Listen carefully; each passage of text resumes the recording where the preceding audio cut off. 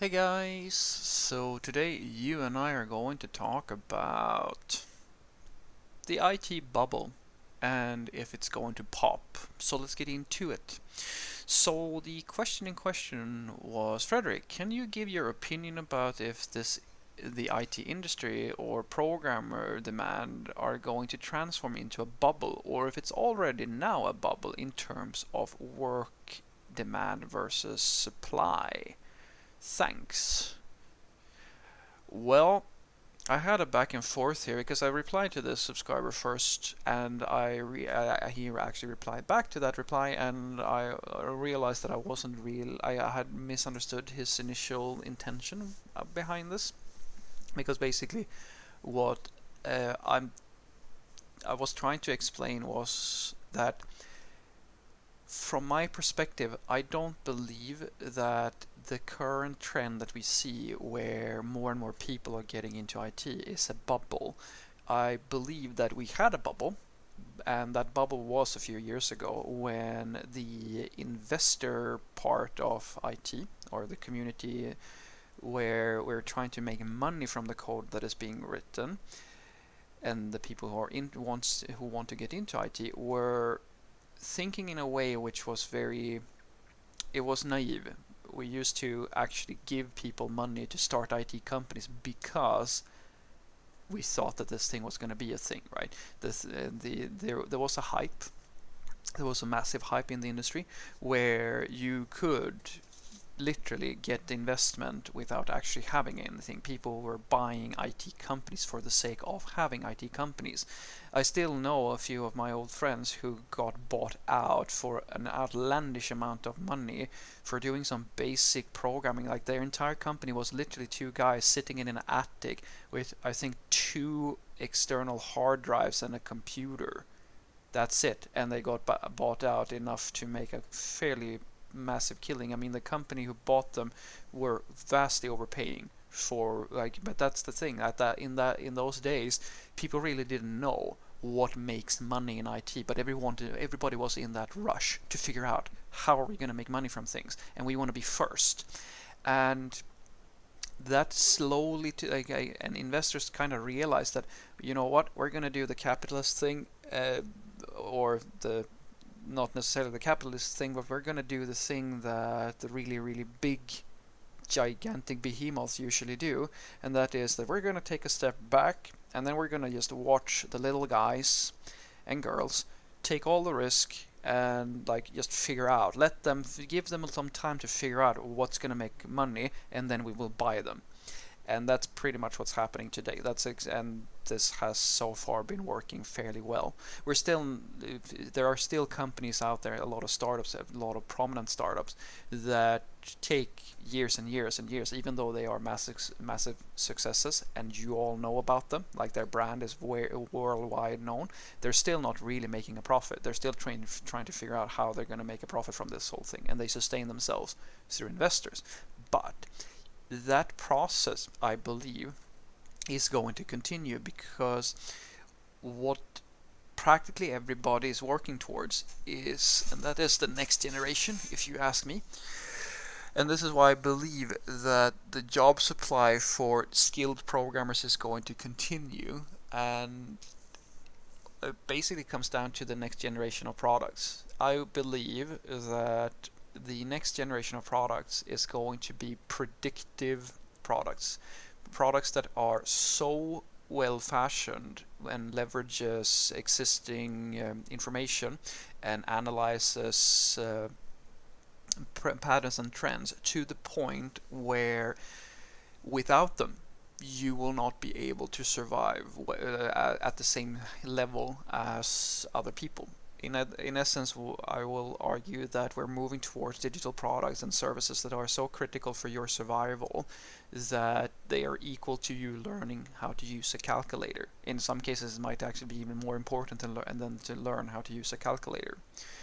And the reason why I like to make the analogy to a calculator is because in theory you could just do math in your head, but practically every curriculum out there in school and so forth, and every serious job requires you to actually have a calculator to be effective at that job.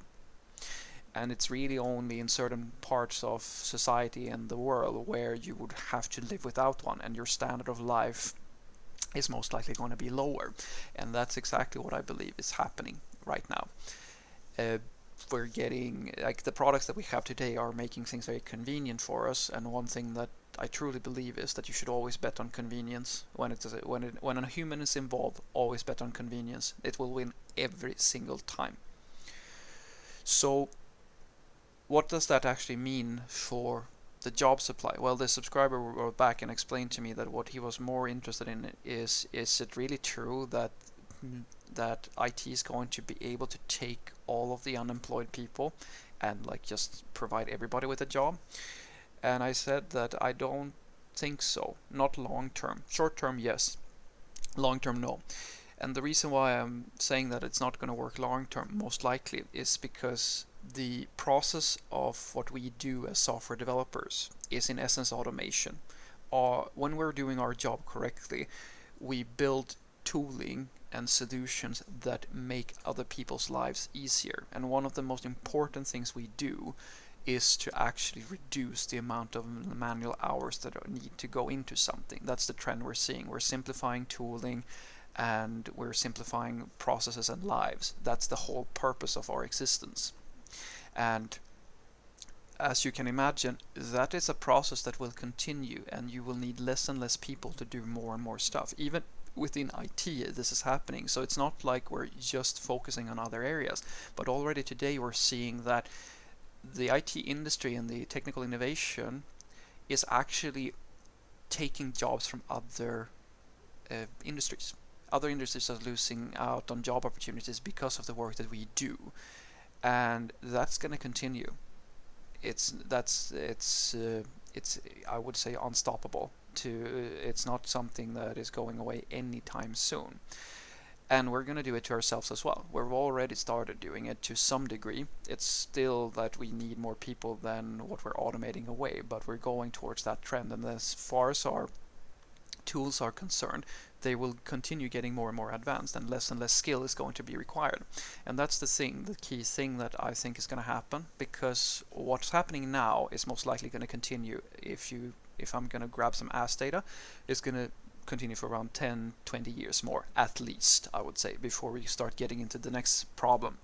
And the next problem is, from my perspective, that we will have tooling and the skills, they will start to match up more and more. Today you actually have tons and tons and tons of people trying to get into the industry, but they don't have the skills to actually do so, because it's actually quite a bit of an investment to become a software developer and actually be good at it. But that's going to go away, and we're going to move towards a situation where you can actually be meaningfully contributing to like fairly serious systems with a fraction of that skill. When that happens, there's going to start there's a saturation of people is going to start flooding in from other industries into the IT industry. And for a while, the IT industry is going to be able to absorb all those jobs, because the deficit is literally millions of people at this point. But as I said, that process will not stop. In other words, it's just a matter of time before the IT industry is basically run by the main IT companies, with a fraction of the requirements of workforces that you see today, where they have the top brass of system developers in the world. And that's enough for them to practically do everything at a fraction of the cost in terms of salaries that they have today. And so I think we're heading towards something that I feel has been inevitable since a long, long time. And the thing that I feel is inevitable is that we're going to have to do one of two things. The one solution is to reduce the amount, if we want to maintain our current way of life as humans. And that's the thing. I still don't actually know whether or not that's a good idea or not. I think that we are going to have to start evolving the way we actually think about survival and jobs and so forth within our society. And there are already people who have started foreseeing this, and we're loosely talking about possible solutions. But from my perspective, one or two things are going to happen. Either we're going to have to reduce the amount of people we have, like we simply can't sustain this specific society the way it is right now, because then the unemployment rate is just going to go higher, and that is going to go full circle, and that's not a good thing. When I mean full circle, I mean is that it's not just poor people who are going to need help.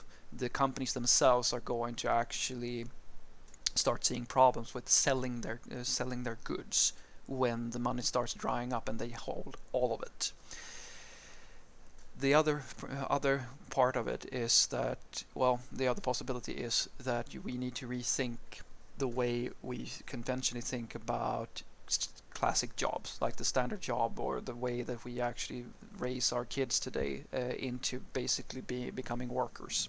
That's the way we need to have another perspective on that. And those are the only two options that I can see. So what I want you to take away from this is that I don't think that there is a IT bubble. I believe that the IT industry is moving in the direction that is going to be that's going to set the tone for at least 100 years of human society. If we get that far, it's going to continue this way, and we're going to get more and more dependent on the products that the IT world is producing, to the point where it's going to be practically impossible for you to be on the same playing field if you don't have access to some of these tools and services, and maybe even physical implants at some point, where I don't really know. But it's moving in that direction, and I believe that that process of automation is eating itself. It's like it's not possible to sustain endless growth through it. It's going to work for a little while because the deficit is that big, but at some point we're going to have to start rethinking the way we manage our society. Either we're going to have to deal with the population, or we're going to have to deal with the way that we think about survival within our society. And my guess is that what's going to happen is going to be very heavily dependent on three factors. The first thing that's going to matter the most, and this is in a distant future, I hope, or I think so at the very least. One part is going to be manufacturing, and I believe that something like the 3D printer is going to play a very key role in the coming, like in future generations. The second thing I believe is that creative thought, art, music, entrepreneurship is going to be a bigger, not going to be something that goes from something that people do to get ahead to something you have to do to even have a means of survival. You can forget about working at McDonald's. This is going to be the new low, like the baseline.